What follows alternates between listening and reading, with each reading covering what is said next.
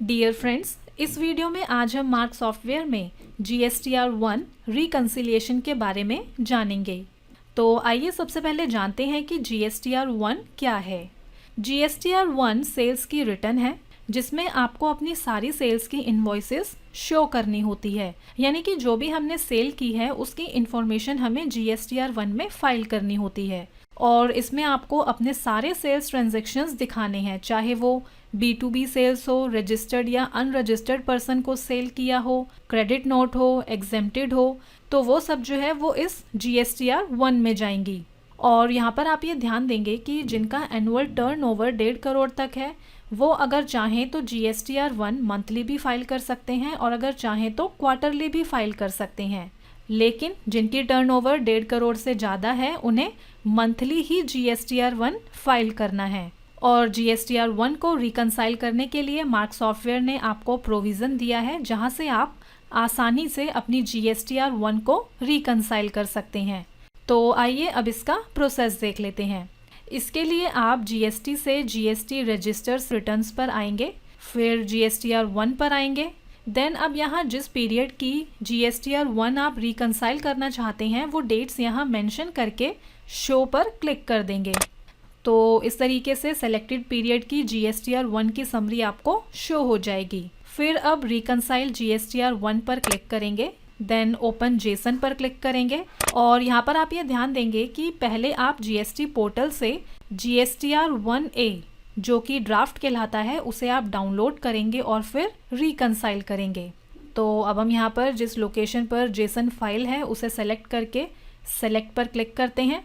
तो अब आप यहाँ देखेंगे कि जेसन फाइल में जो भी डेटा होगा वो आपको यहाँ पर शो हो जाएगा और आपको यहाँ B2B, B2C large, B2C small, export etcetera के जितने भी इन्वॉइसेस होंगे उनकी डिटेल्स शो हो जाएंगी। अब जैसे आप देखेंगे यहाँ पर आपको GSTIN, invoice number, invoice date, taxable amount, cess amount, place of supply यहाँ शो हो जाएगा। और अब जैसे आप यहाँ इन्वॉइसेस को रिकंसाइल करना चाहते हैं तो सिंपली आप यहाँ रिकंसाइल बटन पर क्लिक कर देंगे।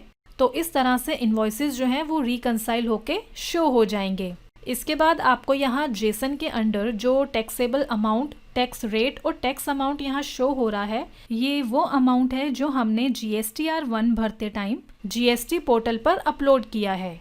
और मार्क डेटा के under taxable amount, tax rate और टैक्स अमाउंट में उन इन्वॉइसेस का अमाउंट आपको यहाँ पर शो हो रहा है जो आपने मार्क सॉफ्टवेयर में क्रिएट किए हैं। अब जैसे अगर हम यहाँ इस इन्वॉइस को देखते हैं तो आप देखेंगे जेसन में यहाँ वैल्यू शो हो रही है, जिसका मतलब है कि GST पोर्टल पर तो ये इन्वॉइस अपलोडेड है लेकिन मार्क सॉफ्टवेयर में इसका इन्वॉइस नहीं बना हुआ है, इसलिए मार्क डेटा के अंडर यहाँ पर कोई वैल्यू आपको शो नहीं हो रही है। और इसी के साथ जो इन्वॉइसेस आपको ब्लू कलर में शो हो रहे हैं और जिनका स्टेटस एब्सेंट है उसका मतलब है कि वो इन्वॉइसेस मार्क सॉफ्टवेयर में नहीं बने हुए हैं। और जो इन्वॉइसेस पर्पल कलर में हैं और जिनका स्टेटस पेंडिंग है उसका मतलब है कि वो इन्वॉइसेस GST पोर्टल पर अपलोड नहीं है। इसी तरह जो इन्वॉइसेस रेड कलर में हैं और जिनका स्टेटस मिसमैच है उसका मतलब है कि वो इन्वॉइसेस मिसमैच्ड हैं, मतलब कि GST पोर्टल पर इन्वॉइस की वैल्यू अलग है और मार्क सॉफ्टवेयर में जो इन्वॉइस बना हुआ है उसकी वैल्यू अलग है। और इसी तरह जिन इन्वॉइसेस का कलर ग्रीन होगा और जिनका स्टेटस मैच्ड है उसका मतलब है कि वो इन्वॉइसेस मैच्ड हैं। इसी के साथ आपको यहाँ इन्वॉइस टाइप में दिखा देता है कि कितने इन्वॉइसेस मैच्ड हैं, कितने मिसमैच हैं, कितने इन्वॉइस मार्क में एब्सेंट हैं और कितने इन्वॉइस अपलोड नहीं हैं। इसके बाद जो भी पर्टिकुलर इन्वॉइस आप देखना चाहते हैं उसके लिए आप यहाँ से फ़िल्टर भी लगा सकते हैं। जैसे अगर आपको यहाँ केवल वही इन्वॉइसेस देखने हैं जो मैच्ड हैं तो आप यहाँ मैच्ड पर क्लिक करेंगे, तो जितने भी मैच्ड इन्वॉइसेस होंगे वो आपको शो हो जाएंगे। इसी तरह जो इन्वॉइसेस मार्क सॉफ्टवेयर में नहीं बने हुए हैं, केवल वही इन्वॉइसेस आप देखना चाहते हैं तो आप एब्सेंट इन मार्क सेलेक्ट करेंगे। तो इस तरीके से आप यहाँ अपने अकॉर्डिंग फ़िल्टर भी अप्लाई कर सकते हैं। तो इस तरीके से दोस्तों आप आसानी से मार्क सॉफ्टवेयर में अपनी GSTR1 रिकंसाइल कर सकते हैं। Thank you.